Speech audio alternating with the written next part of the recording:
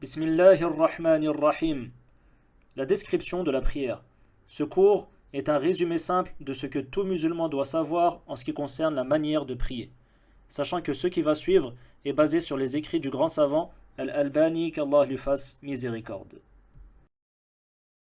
Premièrement, s'orienter vers la maison sacrée. Il est obligatoire pour celui qui voit la maison sacrée, qui est à la Mecque, de se positionner exactement devant elle, comme celui qui fait le pèlerinage par exemple et qui se trouve devant la maison sacrée. Il est obligatoire pour cette personne de se positionner exactement devant elle. Tandis que celui qui ne la voit pas, comme celui qui est en France par exemple, celui-ci se contentera de se diriger vers sa direction, vers la maison sacrée. Deuxièmement, se positionner debout. Il est obligatoire de se positionner debout lors de la prière obligatoire, sauf pour celui qui ne peut pas, tel que le malade. Donc la base, lorsque tu pries, est que tu pries debout. Sauf si tu es malade, tu es blessé, donc tu n'as pas la capacité de prier debout. Dans ce cas-là, tu peux prier assis. Et si tu ne peux pas prier assis également, tu es à l'hôpital par exemple, et tu ne peux pas même pas t'asseoir, dans ce cas-là, tu peux prier allongé. Et tu te contenteras, pour l'inclinaison, de baisser ta tête et de la baisser un peu plus lors de la prosternation. Il est également obligatoire de se positionner devant tout ce qui pourrait délimiter l'endroit où l'on prie, comme une chaise ou encore un mur. Et c'est ce que l'on appelle en arabe as-sutra. Troisièmement, dire Allahu Akbar. Tu commences la prière en disant Allahu Akbar et tu ne hausses pas la voix pour le dire, sauf si tu es l'imam.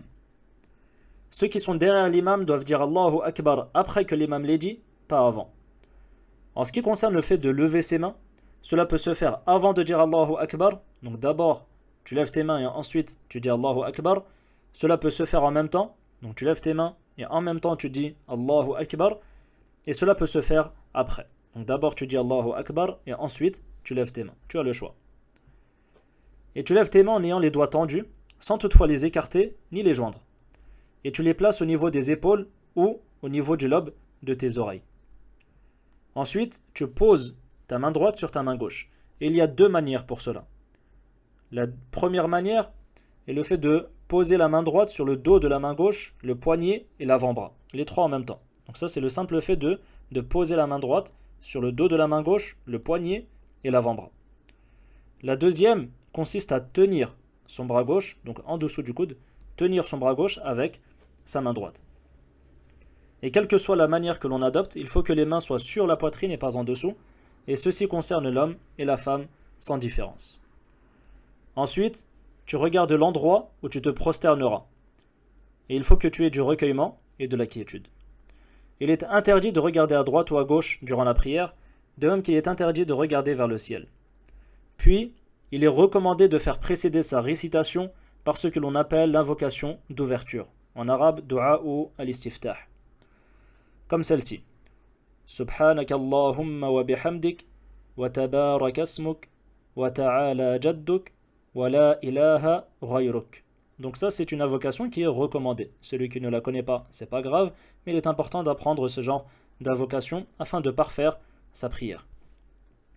Ensuite, il est obligatoire de demander refuge auprès d'Allah contre le diable en disant en arabe A'udhu billahi minash shaytanir rajim. Et donc tu dis ça à voix basse. Tu dis également à voix basse Bismillahirrahmanirrahim. Quatrièmement, la récitation.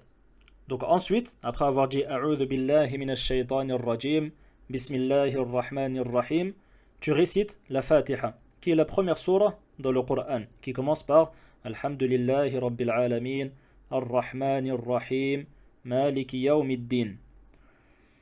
Et donc tu récites cette sourate si tu pries tout seul, ou derrière un imam, en dehors des prières durant lesquelles la récitation se fait à voix haute. Donc lorsque la récitation se fait à voix haute, tu n'as pas à réciter la Fatiha. Lors des unités de prière dans lesquelles l'imam récite à voix haute, tu n'as pas à réciter la Fatiha derrière l'imam.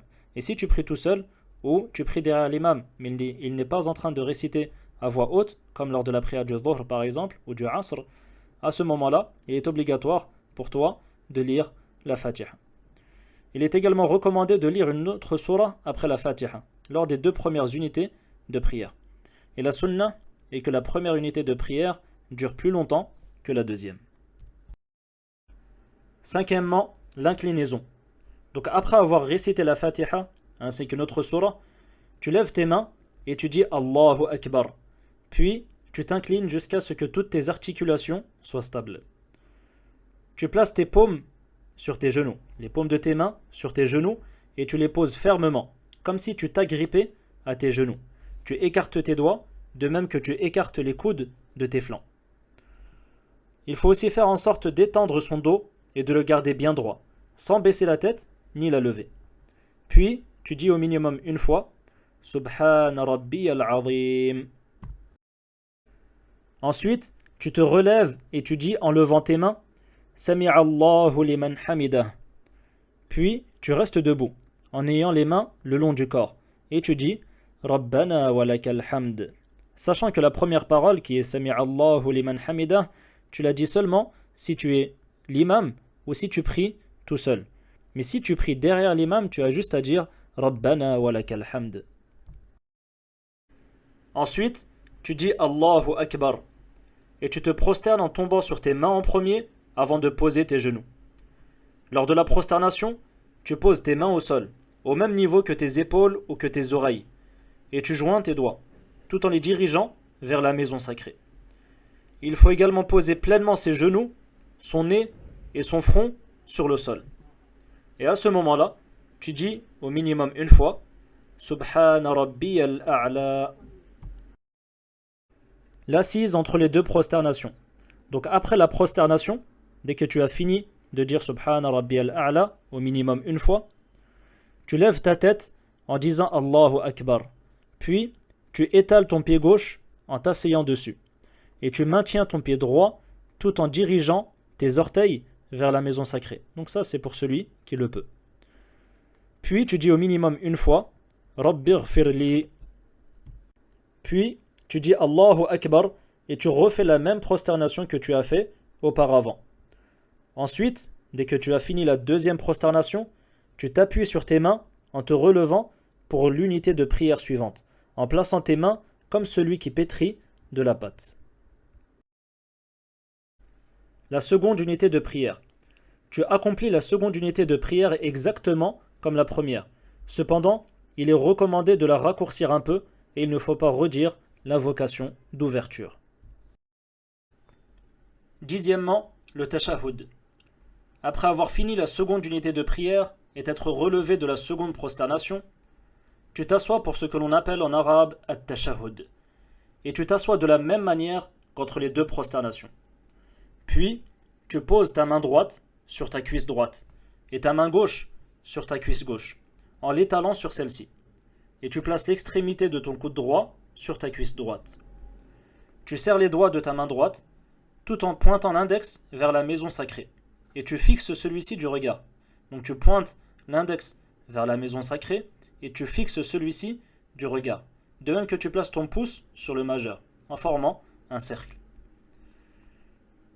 À ce moment-là, tu bouges ton index doucement, puis tu dis ce qui est appelé en arabe at-tashahhud, qui est at-tahiyyatu lillah was-salawatu wat-tayyibat assalamu ala an-nabiy wa rahmatullahi wa barakatuh assalamu alayna wa ala ibadillahi as-salihin ashhadu an la ilaha illa Allah wa ashhadu anna Muhammadan abduhu wa rasuluh اللهم صل على محمد وعلى آل محمد كما صليت على إبراهيم وعلى آل إبراهيم إنك حميد مجيد اللهم بارك على محمد وعلى آل محمد كما باركت على إبراهيم وعلى آل إبراهيم إنك حميد مجيد.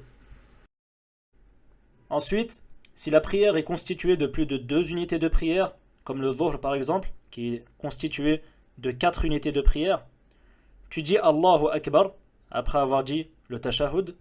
Donc tu dis Allahu Akbar et tu te lèves en t'appuyant sur le sol, comme si tu pétrissais de la pâte avec tes mains. À la fin de la prière, par exemple si tu es en train de prier le dhuhr, qui est constitué de 4 unités de prière, à la fin de la 4e unité de prière, tu dois refaire le tashahhud, c'est-à-dire l'invocation précédente. Sauf qu'ici, il y a une autre manière de s'asseoir. et c'est la suivante. Tu poses la fesse gauche au sol et tu places tes deux pieds du côté droit. Puis, tu places ton pied gauche sous ta cuisse et ton tibia. Et tu relèves ton pied droit. Et tu peux l'étaler aussi. Et tu poses ta main gauche sur la cuisse gauche. Et bien sûr, c'est plus clair en regardant l'image qui est juste à côté. Et à la fin du tashahhud, tu dis cette invocation. Allahumma inni a'udhu bika min adhabi jahannam wa min adhabi al-qabr wa min fitnati al-mahya wal-mamat wa min sharri fitnati al-masih ad-dajjal. Ensuite, il est recommandé de faire des invocations après avoir dit cela. Puis, à la fin de la prière, tu tournes ta tête vers la droite et tu dis Assalamu alaykum wa rahmatullah et tu redis la même chose en tournant ta tête vers la gauche. Donc tu dis Assalamu alaykum wa rahmatullah.